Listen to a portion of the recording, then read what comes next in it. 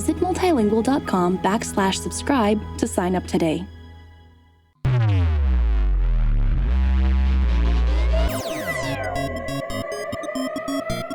Hi there, welcome to another episode of Open World, and this is today's LocFact.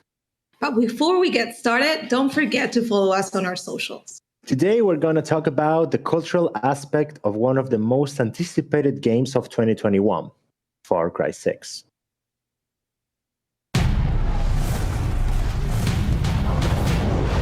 Far Cry 6 is set in the present day and occurs on an island in the Caribbean named Yara.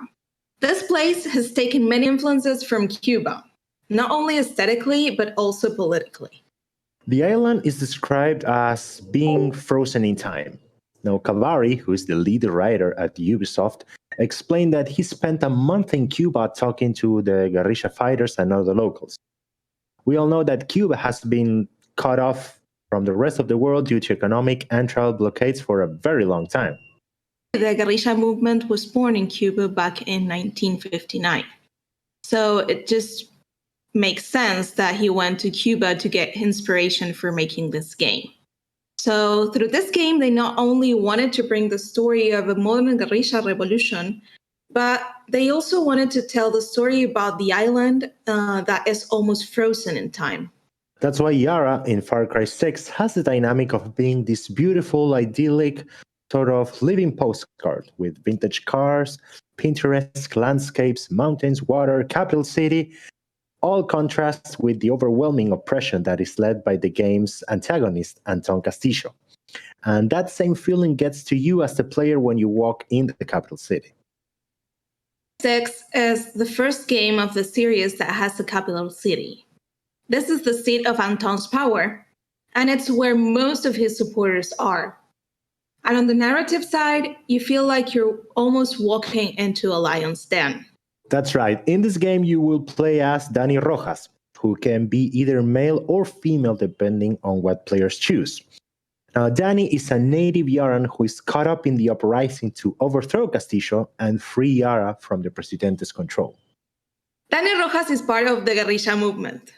According to Cavari, they wanted to tell a story about revolution. And when you tell a story about revolution, you're talking about guerrilla warfare. And when you're talking about guerrilla warfare, you go to Cuba. Now, I personally can't wait to play it and experience everything myself. Now, when Juan Cortez, one of the key characters that will help you overthrow Anton Castillo, was introduced in the game's trailer, he names a set of rules of the guerrillas. Rule 16, a guerrillero revolution never ends. This is one of the most anticipated games of 2021. And we know you also want to play with the cutest of all the characters, Chorizo. Thanks for joining us, everyone, in this interesting LocFact. And now stay tuned for a cool interview of our episode 15 with Ubisoft's Latin American language specialist, Sebastian Erasmy. Hi, everyone. Welcome to a new episode of Open World. Today with us, we have Sebastian Erasmy. Hi, Sebastian. How are you? Hi, I'm great. Thanks for having me. How are you? Pretty good. I mean, it's Friday, so I'm excited. I'm looking forward for the weekend.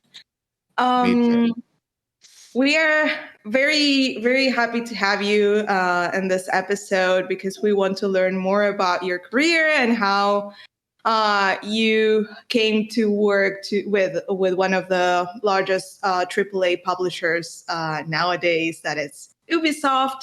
But we want to start with the beginning. What motivated you to become a translator, and what led you to video games specifically? Well, when I was in school, I wasn't exactly the best in all the sciencey subjects, but I did pretty well with languages. I went to a German school, so I speak German in my family. My father is German. So in that school, when you had Spanish and German from the beginning, since I was spoken to in that language at home, it wasn't that hard to learn English. So I always did well with those. And since it was the only thing I could do well, I kind of focused on that. And I thought, okay, this should be something I'll use for my future. So when it came to studying, I tried to do that. So at first I tried with to be an English teacher, but it didn't go that well. I was great with English, but all the teaching was a bit too much. It wasn't for me. So then I tried something else entirely. I tried to become a lawyer, and then I realized I don't have any memory capabilities when it comes to law articles, although I can, name Pokemon, many of them, but, it has to be something I actually like in order to memorize it. Please, Selective memory. Yeah. You need to be motivated to keep all that information in store. Right? I know, like I have so much pop culture trivia that I can always remember, but that, nope. So I quit, and then I said, okay, there's one thing I always wanted to try, and it's translation. And I went into the program, and it was amazing. It was everything I dreamed of. It was just focusing on the language, and it was something I could really, really do great. And I was an avid gamer since always, and I really loved RPGs. That's my favorite genre. So I was exposed to a lot of text, a lot of reading since I was a kid. So I kind of it improved my English over time. And then when it was time to do my thesis, I decided to do a thesis on World of Warcraft because no one had done something with that, and I thought it would be interesting. And I played World of Warcraft for more than a decade, and I loved it. It was really, really fun. So I thought, okay, I'll do this. I'll analyze the localization of the names of the weapons and armor in the game, and I compared the localization for Spanish in Spain and for Spanish in Latin America, because at some point they switched. At first, Latin America used the same localization for Spain, but then they got their own localization when Legion dropped the expansion. So it was an interesting exercise to see how the localization paradigm had evolved. And at first, for Spain, it was always word by word, very literal. But then with Latin American localization, they started using transcreation and more, updated paradigms. So it was really fun. I really loved it. It was great. And it came out pretty nice. So, I did the nerdiest possible thesis I could ever think of, and I'm so proud of it. Hey, I mean, I'm so excited. And my next question was, has it been published? Because, hey, we're all nerds about video games and localization and languages, and in particular, Latin American Spanish. So I need to read that. Well, it's on the university's webpage, so you can always have access to it. I'll send you the link if you want. It's great. Please. It was fun. Yeah. Now, this is a question that actually, for every guest that we have that says that they play World of Warcraft, we have to know if you play Horde of Alliance. I played Horde. I started Alliance because my friends were Alliance, but at some point I was just like, why am I doing this? I want to be Horde. Also, I love red, so it was obvious. And it was an obvious question. Yeah, and I wanted to be pretty, so I just rolled a Blood Elf Mage, and that was it. Nice. And since then, I play mages. I just love casters. So yeah. Nice. So we know that you work at Ubisoft, right, as a Latin American language specialist.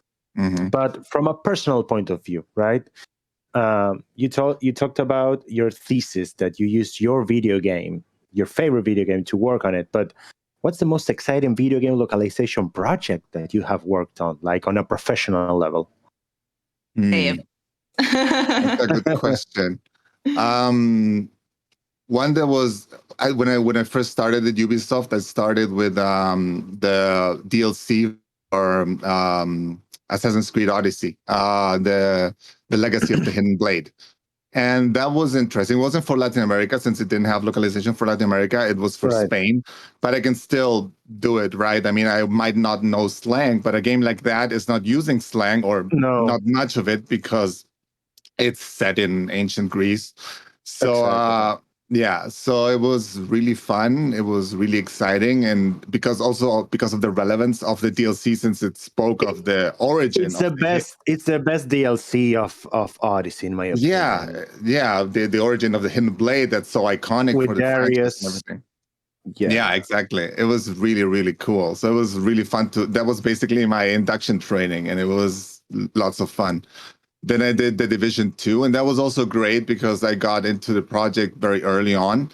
And it was great. It was a great project. It had like a lot of budget, and the localization was really amazing. We had amazing voice actors. So for me, it was awesome because they had voice actors we listened to in series and anime or whatever all the time. So I was just hoping that they would have made some mistakes so I could just write new lines for them, right? And then they would have to be recorded. So it happened, and it was so cool. Like the guy that does, James from Pokemon, El Guajolote Macias, is really great, and he was a famous, like a very important character in the division. I wrote a line for him, and I was like, this guy is reading my lines. I'm so proud. Then in Ghost Recon, we had the guy that does Vegeta and Dragon Ball, so I wrote some Oh lines for my him too. god! So it's really, really cool when you actually see your script being recorded. Even though the translators see this all the time, I just fix what the translators didn't get right.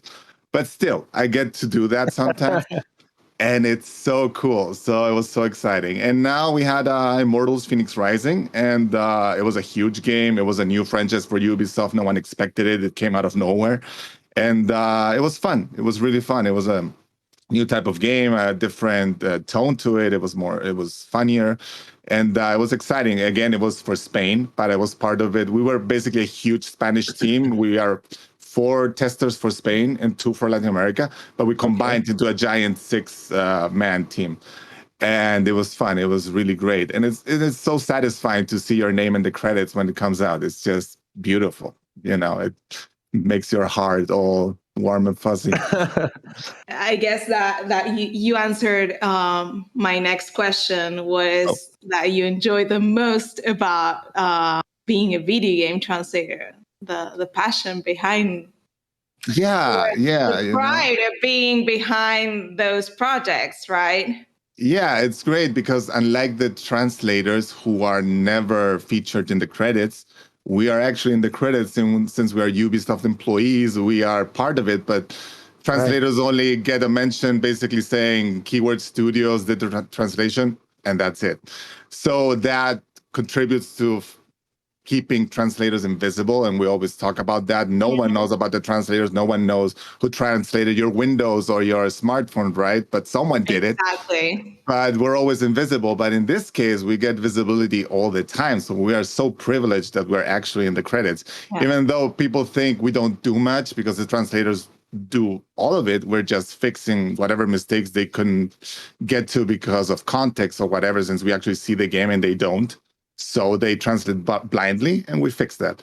So they do most of the work, but we do fix some things which are pretty blatant. We are basically the last bastion of defense between the game and the player. So it's a huge responsibility because there are countless errors that you can't even imagine that we have to fix. And it's not only translation errors, it's just a button that is too small for a translation that is too big or whatever. There's so many things to think about. So yeah. It's amazing to see how the localization work gets done inside such a beautiful games. I mean, I'm a big Assassin's Creed fan, and the Legacy of the Lost Blade in particular was amazing for me. I didn't finish the Atlantis one because, man, that DLC is long. It is. But now that we're talking video games, what would you say that is your favorite video game? I'd say first place would be, I think, Xenogears from PlayStation 1. That's an oldie from Squaresoft. It's really, really dense. It has a very long and intricate story, and it had amazing characters. And you could ride mechas into battle, and you could, fight with them, like pressing like a kick or a punch and doing techniques. Right. It was really, really fun. It was really, really good. And then it sprouted other RPGs like Xenosaga on the PS2 and Xenoblade Chronicles. So they were really good. I really liked Xenogears. I played it like 3 times and I loved it so much. Also on the PS2, I really loved Shin Megami Tensei Nocturne. I love Atlus RPGs. I love them because they're really dark. They're different. Have you played the Persona saga? I remember the first Persona I played was at number 3 for PlayStation 2. Me too.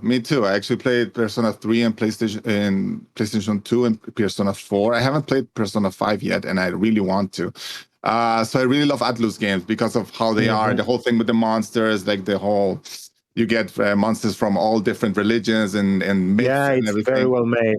It's great. And Nocturne was extremely dark. It actually scared me a bit when I was playing it and how it devolves. Final Fantasy is always so hopeful and, bright. And in the end, everything is great. Here it isn't. And I really, really liked that it was different. That was great. Oh, and honorable mention for Snake Eater on the PlayStation 2, obviously, because it's just the honorable mention. Love it. And that soundtrack, the bosses, everything about that game, Kojima is just insane, and it was beautiful. It looked like a PS3 game. I don't know how he did it, but it's perfect. Oh my god! I'm playing Death Stranding now, and even though it's so weird, I adore it. Did you finish it? No, yet, because I'm just building roads. I'm addicted to building roads. I don't know. That game is just. It starts slow, but. You need to put at least 20, 30 hours to fully enjoy it. Well, I love Death Stranding. I'm at 120 hours and I'm just not even close to anything because I'm just building roads. I just love the trip. I love delivering packages. I should be an Amazon worker. I don't know. It's great. You just keep on keeping on, right? Yeah, exactly. Exactly. It's going to be 200 hours for me, I'm sure. It's just great. So, I'm taking it slow, enjoying it. And besides gaming, I was going to say that I love that you find time to play. One common denominator among many of our guests is that they have this busy lives and that they don't get enough time to play. And what's your secret? I mean, is there any recommendation? Because we ourselves are trying to play more often, and sometimes it's hard. We need to put a calendar date to play. I know, and it's terrible. In my case, it's not like that because of the nature of our work, we're not translating, we're just fixing games. So if there's no game to fix, we get time to just play. We might be at the office. You're doing research, right? If you're playing games. It's exactly that. And that's not even a joke. I mean... I know. I do the same. It's literal. We take it really seriously here. Hey. We take games seriously here. No, and honestly, when I was doing Ghost Recon... what's it called? Oh, I forgot. Breakpoint. Mm-hmm. When you do achievements, they always have references to pop culture or to other games. So you have to be very aware of pop culture in order to understand references, right? Mm-hmm. So when I was when we were checking the achievements for that game, there was one that was called Simple Geometry. And no one understood where it was from. But since I play Overwatch a lot, I realized that was a reference to Hanzo, one of the characters, because Hanzo used to have a shot called, he has a bow and an arrow, he's an archer, called Scatter Arrow, and it would throw 3 arrows that bounced around, and then you could kill multiple people at the same time. So the achievement it referenced that. It said, if you get 3 kills with one shot of something specific. And it said Simple Geometry because Hanzo, when he did that, the arrows would bounce around the room. He would say Simple Geometry as if he had basically calculated how they would bounce to kill them, right? So no one knew what that was. So what I did, because I knew immediately what it was because of the description, I booted up Overwatch. I changed the language to Latin American Spanish. I went into the game. I checked Hanzo's voice line, and I checked how he said Simple Geometry, the translation they used for that, for Latin America. And then I changed it. I changed the name of the achievement so it fit, because it said Geometría Pura or something, and it wasn't that. So I fixed that. So it's really important that you play a variety of games, that you watch a lot of movies, and that you're aware of the world, basically, because you're going to need this. So yeah, when I'm playing something else, I'm actually doing research. I mean, it did help me in this case. It also have in Assassin's Creed Valhalla. It also happened with the Mjolnir achievement. When you get the hammer, it basically the hammer and the whole Thor outfit, right? The achievement was called Worthy, and the translators for some reason did not get. I mean, it's referencing obviously Marvel's Thor, who was worthy to wield Mjolnir, right? Right. But they didn't get it, so they just translated it in a completely different way. So we changed it back so it would reference Marvel's Thor, so people understood the reference. So it's really important that you're aware and that you consume as much media as you can, so we can do this job right. We also wanted to know what are the main challenges that you face as a video game translator, and how does a day in a localization specialist look like? Well, I think now the greatest challenge, and well, it's always the case, but now because of what's happening in the world, is gender issues all the time, because we inflect for gender, English doesn't. So the devs and whoever writes the script has no idea about what's going to happen when you localize this. And then suddenly we have a line that's only referencing males. And then you have female characters. And then you're like, okay, what do we do here? We cannot duplicate lines because, it would be complicated. You have to program that certain lines would trigger only with female characters. So that's complicated. So usually what we have to do is to neutralize the line so it doesn't have gender inflection. But that's not always easy, because let's say it's the class of a character and it's called in Spanish, in English, doctor or medic, let's say, like in war, right? Medic. In Spanish, it would be médico. But that doesn't work because we also have médicas. So what do you do? And how do you find a neutral term that works in this case? In English, you have many. You can say postal worker instead of postman, right? But in Spanish, we don't have that many choices. So it's a struggle. And now we're trying to be more diverse in games, and we're including, and recently Ubisoft announced that Rainbow Six is going to have a transgender character. And now we might see non-binary characters, for instance, and they might choose to refer to themselves with specific pronouns. So that's also going to be a challenge, since we don't have this neutral pronoun in Spanish. In English, they're using they now, and it works. Singular they has been a thing for a long time. It's not that unusual. You can say someone came in, they left a package outside my house, and it's fine. But in Spanish, it doesn't work like that. So we're going to have to get like specific instructions on how to deal with this, to know if we have to be very inclusive or not, if we're going to neutralize lines or not, like how far can we go? Can we use something that has been, in the news lately, like inclusive language, using pronouns that don't exist, like ella, or inflecting with an E? So we don't know. It's going to be a huge challenge. But it's an interesting challenge nonetheless, right? Sure, to be more sure. inclusive for gamers. That's very, very cool. It is. Yeah. It is great. We had one joke. Sorry. Oh, sorry. Go ahead. I was going to say that in Immortals Phoenix Rising, there was a joke regarding a non-binary character that was the son of Aphrodite and someone else. I don't remember. And Adonis, I think. And and they said that the baby was gender neutral. And then the translators decided to use le niñe instead of, what would be accepted by normal grammatical rules. So we already have a history. It's starting to happen. So we might do that again in the future. But then again, if you inflect the whole text with an E, it's going to be hard to read. So it's not easy. If it's a one-liner, like in that case, sure. So we don't know. But yeah, it's super interesting. It's going to be a huge challenge, and we'll see how it goes.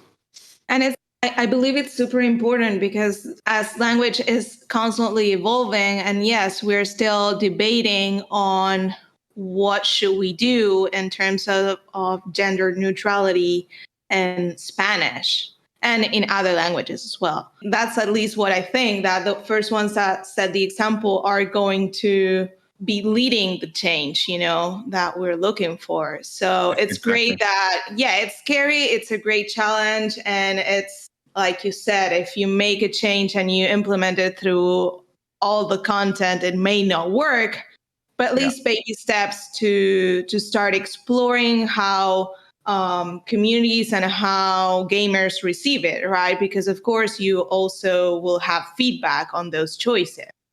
Yeah, exactly. So we'll see how it goes. We always carry out surveys to know how players think about our translations and how it was for their language. So we'll see what they say and what they think. And I think it's great. It's really important to be inclusive and to have representation. So we will basically lead the change, and this will help people justify using that kind of language in the future if they see it in popular media. So, that's how language changes, by using it and by, So I think it's going to happen, and we'll see how we do it with the games. It's fun to think about and really scary, but it'll be cool. I think people will appreciate it in the end. Yeah, definitely. But now, how does a day as a localization specialist look like? I'm guessing that you never get bored, right? But oh no, I don't think I've ever had a dull day since I got here to Romania. I love going to work. Like many people say, going to work sucks. I want to sleep. Work is terrible. No.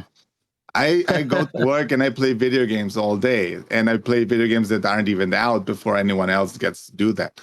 So it's really great. And also we have this very diverse office. We're 32 employees from different countries. So we get to have this whole language and cultural exchange at the office.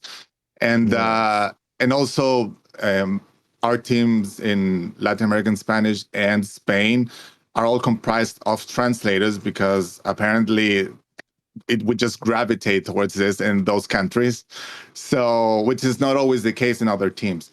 So we have this huge, amazing brainstorming and debate going on every day, which is so enriching and so great. That's always what I loved about class at uni.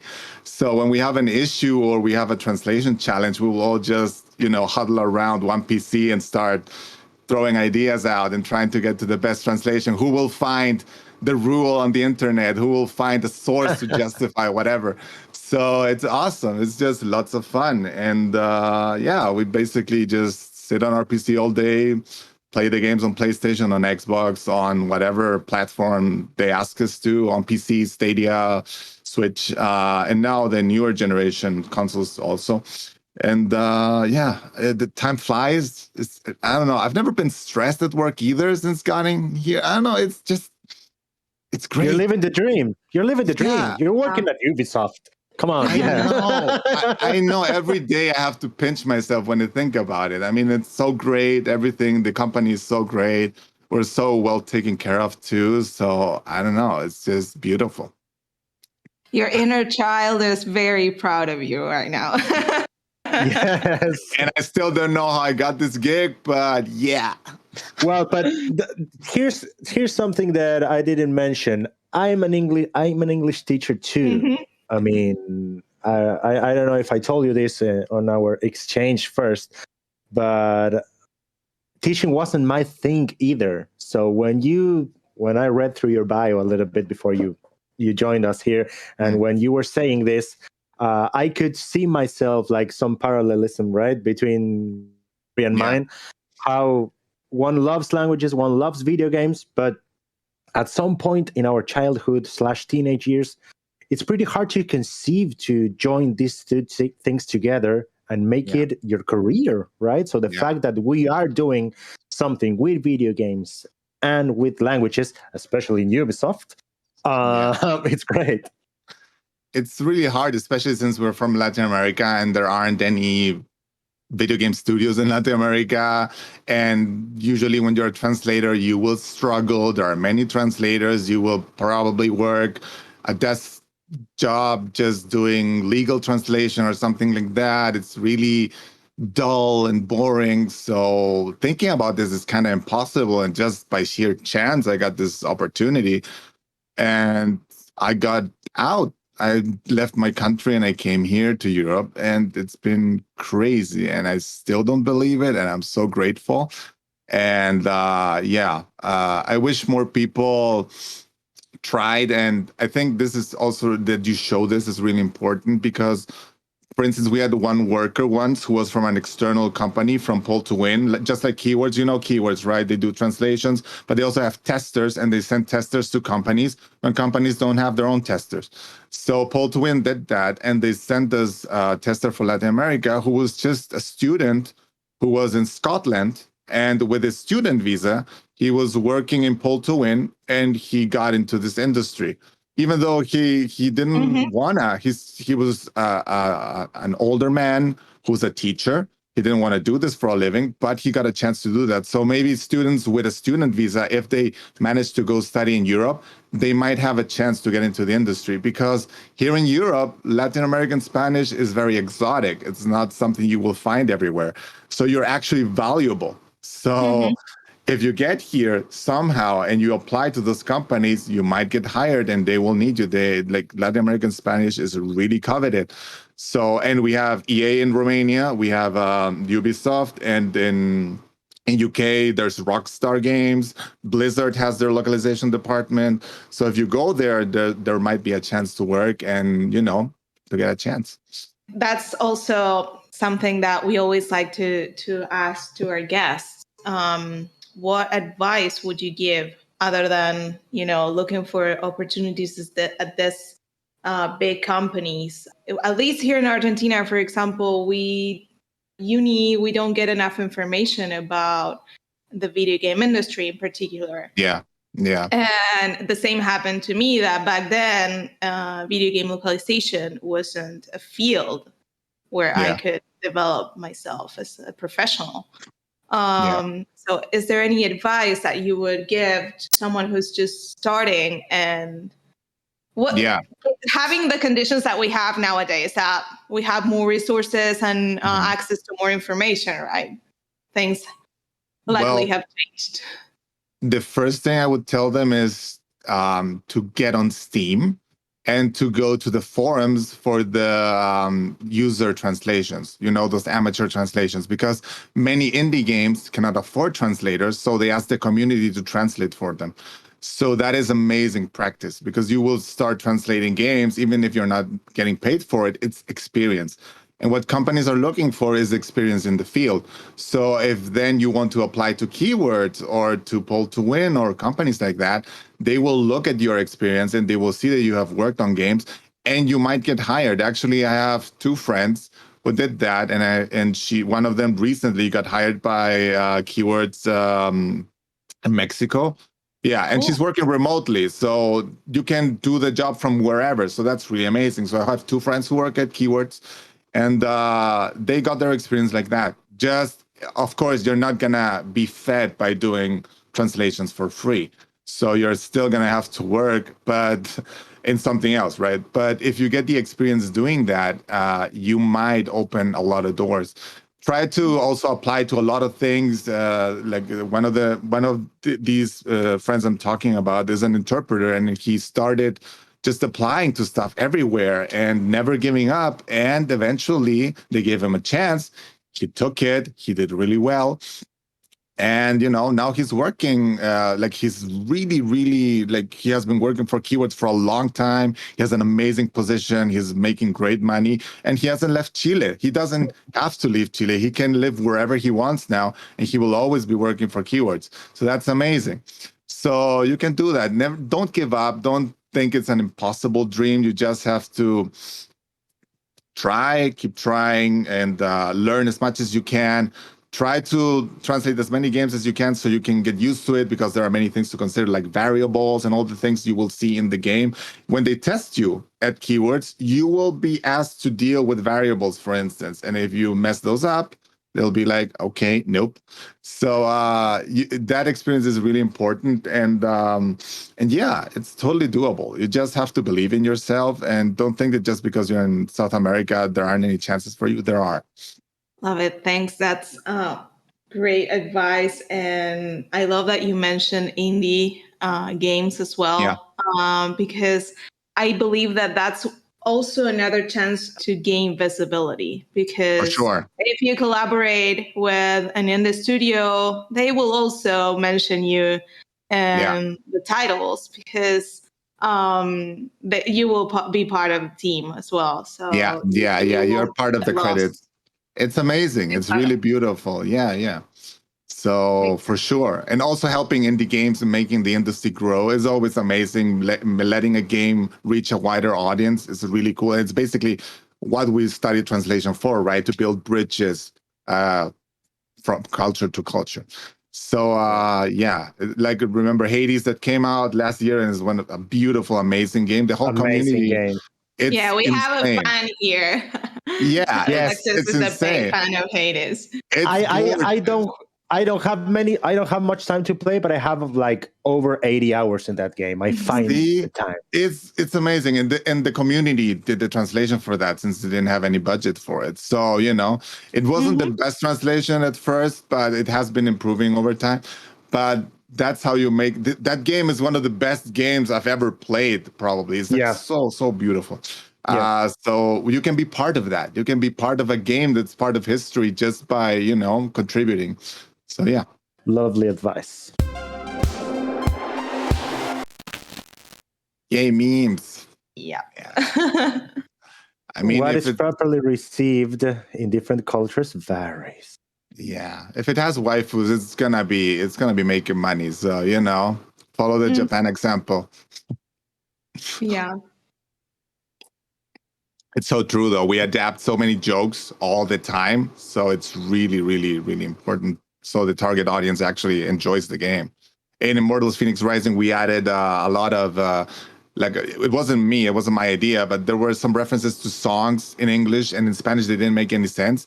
So my colleagues from Spain just added reggaeton titles and songs that were really famous in Spain. And then we had Zeus actually reading those titles out. And it was so amazing and so funny. And then in the DLC, there was a reference to that quest. So that was basically canonized and included in the DLC. So it was amazing. So it's really important to do that. Yeah, absolutely. I mean, I really appreciate when studios or publishers do that, because it shows that they actually care about their audience. Yeah. Also, I think in one game recently we had an achievement and we named it Con permisito dijo Monchito, referencing good old Chavo del Ocho. Of course, I mean, if we have a chance to add a reference that all Latin America will understand, it's probably gonna be from Chespirito. So of course, it's so much fun. It always works. Absolutely. Do you have any experience with server hosting? What's a server? Welcome to Ubisoft. Yep. Welcome. The truth there. Yeah. This is a controversial one, but yeah, I love that you brought this one. I mean, it's just banter. It's fine. We can make fun of the company we work on. They have to work on the servers. So what's the point otherwise, right? I mean, yeah. You have to have fun. And it's constructive criticism. There's always room for improvement. Always. Of course, for sure.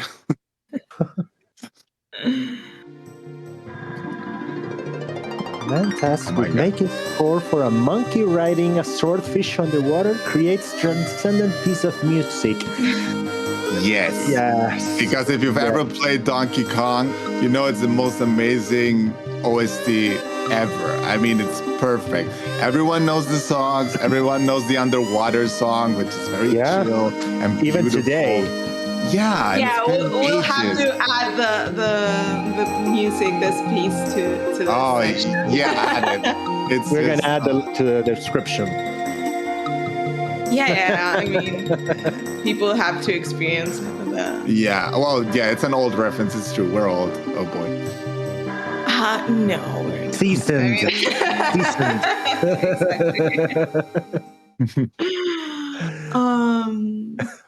I love Mario. He looks so cute. Okay. I've seen these like Yoshi taking out his nose too and stuff like that. Yeah. These are what nightmares are made of. Yeah, who designed this? I mean, just don't let them take off the Yoshi hoodie. I mean, are they okay? Like, is Mario okay? I don't think so. Oh boy. And there it is. What is this one, Ale? None of y'all know what propaganda actually is, do you? And then someone else replies, it's when a British person takes a good look at something. Now, I'm going to need an explanation for this one because my South American brain can't comprehend this one. But I am like that. I'm slow at memes sometimes. I love puns. I love pun memes. I thought I'd send more, but I was like, no. It cannot be all puns. So basically, again, like to take a gander is to take a look. Gander, so, okay. The proper, I got it. Gander. Proper gander. Gander. Oh my God, I can't get enough of these. I'm addicted to puns. I'm sorry, they're very cringe, but I love them so much. No, please don't ever be sorry. I share so many of them. Oof. Don't. That and dad jokes. I'm a dad. I have a 2-year-old, and it's biology. I mean, I became a dad, and suddenly I'm a fan of dad jokes. See, me too. I love them. I'm not a dad, but I love dad jokes. They're great. So hi, Dad. The Captain America meme is one of my favorite. Yeah. That means basically. Yeah. It's great. It's really great. Hello, 911. I am dying. 911. Let me see. The guy says, "What? What meme are you looking at?" No, I'm literally dying. 911. Help me. 911. LMAO. Tag me. Will it come to that conversations among millennials, right? right. That's beautiful. We're always dying. Like it can mean we're literally dying. I'm dead inside. I have no energy, or I'm dying because this cracked me up, or I'm like literally dying. I don't know what happened. It's very nihilistic humor, but I love it. It's great. We need context again, always. Yeah. And I believe that was the last one. Yeah. Sure. Those were great, Sebastian. Thank you very much. Fine. I mean, fresh memes, again, it's not easy. It was just the crop of the day. So I know it's a hard task, and we like to make our guests work for us a little. Just a little. I mean, we like to know what makes you laugh, right? Yeah. The memes you share say a lot about who you are. And so thanks for sharing a bit of who you are with us. And also, if we invite you back some other time, you're going to have to give us a fresh crop. So I will. Yeah. I will find something. I'll send it like 5 days earlier. So they're very fresh memes. Nice. Freshness assured. I had so much fun today. Thank you so much. Me too. Thank you so much for having me. Making this interview happen. Thanks everyone for tuning in. See you next time in our next episode. Bye, guys. Bye.